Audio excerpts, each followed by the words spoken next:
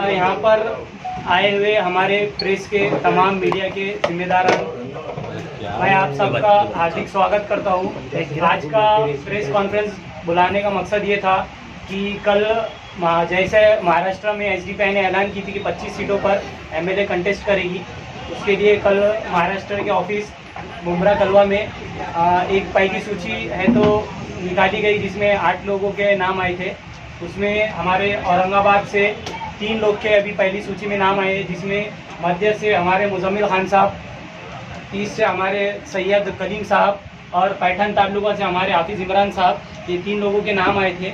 उसी के चलते आज का प्रेस कॉन्फ्रेंस बुलाया गया है। मैं फिर से आप तमाम का शुक्रगुजार हूँ कि आप लोगों ने इतना कीमती वक्त दिया और जो हमारे इस जमहूरियत डेमोक्रेसी का जो चौथा पिलर है, चौथा सुतून बोलते हैं, वो आप लोग हैं और हम कंटेस्ट कर रहे हैं। तो आप लोग यहाँ आए, आपका बहुत बहुत शुक्रगुजार है और आपसे आगे गुजारिश है कि आपके जो भी सवाल रहेंगे इंशाल्लाह यहाँ पर बैठे लोग आपके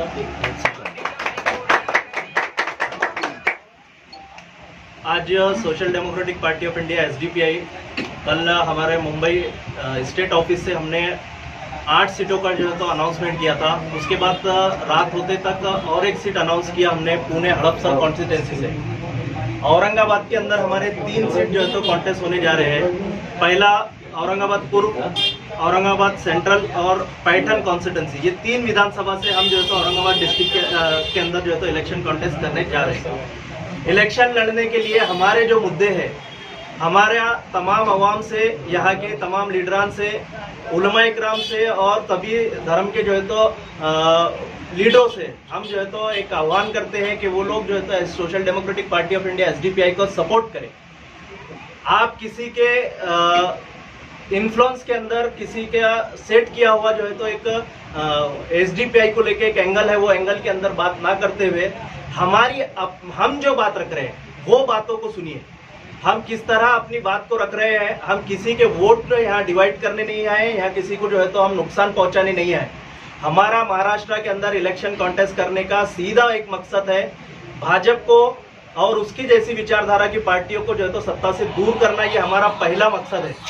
दूसरा, और साथ ही साथ जो सो कॉल्ड सेकुलर पॉलिटिकल पार्टियां हैं, ये सो कॉल्ड पॉलिटिकल पार्टियों को भाजपा के नाम से डर कर इनके बंधुआ मजदूर बनना, इनके गुलाम बनना, ये social democratic party of India की सोच नहीं है।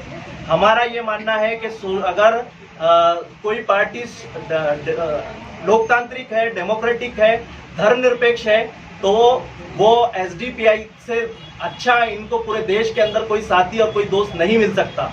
लेकिन फिर भी गलत प्रोपेगेंडा के अंदर, झूठ के अंदर और जो है तो भाजपा और उनके सोच वालों के प्रोपेगेंडा के अंदर आकर एसडीपीआई को मार्जिनलाइज करना, इसको अलग थलग करना, ये एक जो है तो गलत सोच है। इसके साथ साथ हमारे एजेंडों के ऊपर सोचना चाहिए और हमारा ये मानना है कि एसडीपीआई एक बेहतरीन लोकतांत्रिक, डेमोक्रेटिक और धर्मनिरपेक्ष वाला एक विकल्प है। इसको तमाम लोगों ने इसके बारे में सोचना चाहिए। साथ ही साथ अभी जो हमारे यहाँ पर महाराष्ट्र के अंदर मेन एजेंडे हैं, वो मेन एजेंडे के अंदर हमारे मुख्य जो मुद्दे हैं, वो मुद्दों के अंदर हम इलेक्शन कॉन्टेस्ट करने जा रहे हैं। पहला हमारा मुद्दा है राज्य के अंदर समानता और न्याय के लिए संघर्ष। जैसा कि आप सब जानते हैं कि एसडीपीआई जब से 2021 नवंबर से जब से एक्टिव हुई महाराष्ट्र के अंदर, तब से लेकर अब तक लगातार न्याय के लिए और समानता के लिए जो है तो संघर्ष कर रही है। ये हमारा एक मिशन है। हम इसके अंदर किसी भी तरह का समझौता, कॉम्प्रोमाइज नहीं करेंगे। हम अगर हमारे साथ में जो विपक्ष के पार्टियां हैं, ये पार्टियां आज हम देख रहे हैं कि मीडिया के लोग यहाँ कैसे पीछे खड़े हुए और कैसे कार्यकर्ता पीछे सरको, कार्यकर्ता पीछे सरको। ये मुद्दों, विपक्ष की पार्टियां जो है तो इसके अंदर, ये मुद्दों के अंदर हमने देखा कि उनके अंदर ना तो पहले ईमानदारी है और ना ही जो है तो ये समानता और न्याय के लिए जो है तो आगे आना चाहते हैं। एसडीपीआई अपने इस कमिटमेंट के अंदर जो है तो प्रतिबद्ध है। हम जो है तो लगातार इसके लिए संघर्ष करते रहेंगे। दूसरा, कल्याणकारी एवं सकारात्मक विकास के लिए जो है तो प्रयास करना। हमारा प्रयास जो है तो कल्याणकारी महाराष्ट्र के लिए हमारा प्रयास रहेगा। साथ ही साथ इसके अंदर सकारात्मक रूप से हम लोग जो है तो आगे जाना चाहते हैं। अभी महाराष्ट्र राज्य के अंदर जितनी भी बड़ी पार्टियां हैं, बड़े लीडरान हैं, ये सिर्फ दावे करते हैं, बातें करते हैं, खोखले इनके दावे हैं, इनके बातों के अंदर सच्चाई नहीं है। समृद्धि एक हाईवे बनाकर पूरे महाराष्ट्र का डेवलपमेंट नहीं कहा जा सकता। महाराष्ट्र के अंदर अभी भी ऐसे कई इलाके हैं जहां से पिछले 50 साल में अभी तक एक सड़क भी निर्माण नहीं हुई है। इसलिए इसके अंदर जो है तो कल्याणकारी के लिए और डेवलपमेंट के लिए एक साफ और ईमानदाराना कोशिश होना चाहिए, जिसके अंदर बड़ी पार्टियां तमाम के तमाम जो है तो फेल है और वो उनकी नीयत और उनका जो है तो मंशा भी नहीं लगती कि ये लोग जो है तो सही तौर पर डेवलपमेंट करने के लिए और राज्य की कल्याणकारी के लिए आगे आएंगे। दूसरा, महाराष्ट्र राज्य के अंदर एक बहुत बड़ा मुद्दा है आरक्षण का, रिजर्वेशन का मुद्दा है। वो रिजर्वेशन के मुद्दे के अंदर हमारा ये मानना है कि जातीय जनगणना होना चाहिए। जातीय जनगणना के बेस के ऊपर जो पिछड़े वर्ग है, जो पसमानदा तबकात है, वो तमाम तबकात को इक्वल अधिकार मिलने के लिए, उनको मुख्य धारा के अंदर जोड़ने के लिए उनको रिजर्वेशन जरूर मिलना चाहिए। हम रिजर्वेशन का सपोर्ट करते हैं, लेकिन हम जातीय जनगणना उसके आधार पर और उसके साथ साथ जो संविधान के अंदर अधिकार, सबको न्याय मिलने का और सबको बराबरी मिलने का ये जो अधिकार दिया हुआ है, इस बेस के ऊपर हम चाहते हैं कि महाराष्ट्र राज्य के अंदर पसमानदा तबकात को रिजर्वेशन मिले। साथ ही साथ सभी धर्मों का जो है तो सम्मान होना चाहिए और सभी धर्मों के अंदर जो महापुरुष है, वो महापुरुषों का भी सम्मान जो है तो सुनिश्चित किया जाना चाहिए। हमारा ये मानना है कि हमारा देश एक धर्मनिरपेक्ष देश है। धर्मनिरपेक्ष देश का मतलब ये होता है कि यहाँ रहने वाला हर एक धर्म, हर एक समाज का जो है तो यहाँ पर आदर किया जाना चाहिए, उसका सम्मान किया जाना चाहिए। किसी भी धर्म को टारगेट नहीं किया जाना चाहिए। हम देखे हैं कि महाराष्ट्र राज्य के अंदर लगातार सकल हिंदू समाज और हिंदू आक्रोश मोर्चे के नाम से किस तरह से मुस्लिम समाज और खास करके इस्लाम धर्म को निशाना बनाया गया।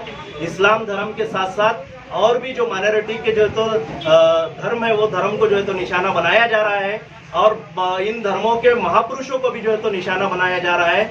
ये कहीं ना कहीं रुकना चाहिए, क्योंकि इन चीजों की वजह से जो हमारी राष्ट्रीय एकता और अखंडता है, इसके अंदर एक जहर घोला जाने का काम जो है तो यहाँ पे किया जा रहा है।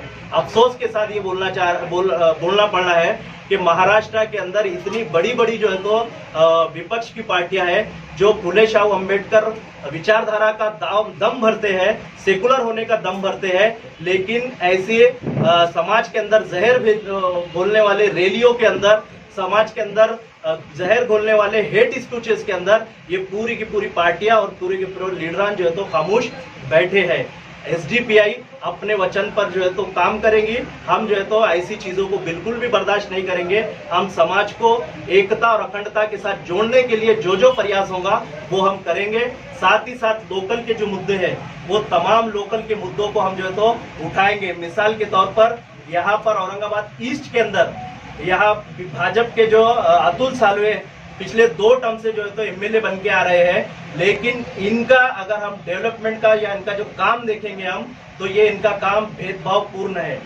इन्होंने तमाम ईस्ट, औरंगाबाद ईस्ट की जो जनता है, ये जनता को एक नजर से नहीं देखा। इन्होंने जो है तो यहाँ की जनता को हिंदू और मुसलमान के नाम पर बांटा और बांटने के अंदर इनका डेवलपमेंट, इनका काम भी जो है तो यहाँ पे दिखाई दिया। दलित और मुस्लिम समाज से जुड़े हुए जितने भी आप बहुल इलाके देखेंगे, वहां पर जो है तो ये एमएलए अतुल सालवे ने पूरी तरह इसको नजरअंदाज कर दिया।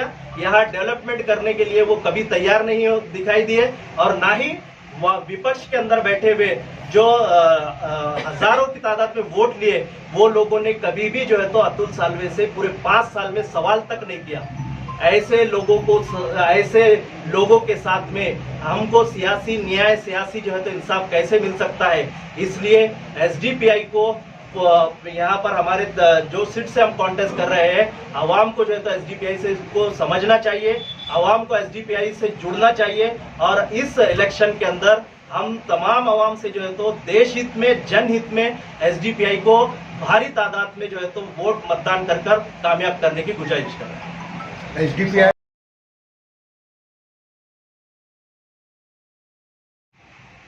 उलमा इकराम को मैं बहुत अदब के साथ में ये दरख्वास्त करना चाहता हूँ कि आप जो है तो रिव्यू करिए, अपने आप का एहतसाब करिए कि लोकसभा के अंदर जो इतना सब हमने कुर्बानी देने के बाद हमको मिला क्या महाराष्ट्र के अंदर? हमने आंख बंद करके जो है तो उनके ऊपर भरोसा किया, लेकिन अभी देखिए मुनव्वर राणा एक मोटिवेशनल स्पीकर है, उनको हैदराबाद की पुलिस ने अरेस्ट किया। हैदराबाद में किसका हुकूमत है? कांग्रेस का हुकूमत है। कर्नाटका के अंदर फलस्तीन का सपोर्ट के अंदर पोस्ट करने के ऊपर कई मुस्लिम नौजवानों के ऊपर FIR दर्ज किया गया, उनके ऊपर कार्रवाई की गई। वहां पर कौन है? वहां पर कांग्रेस का हुकूमत है। यही सेकुलर पार्टियों का एजेंडा है। हम इनको जो है तो इनसे होशियार होने की जरूरत है।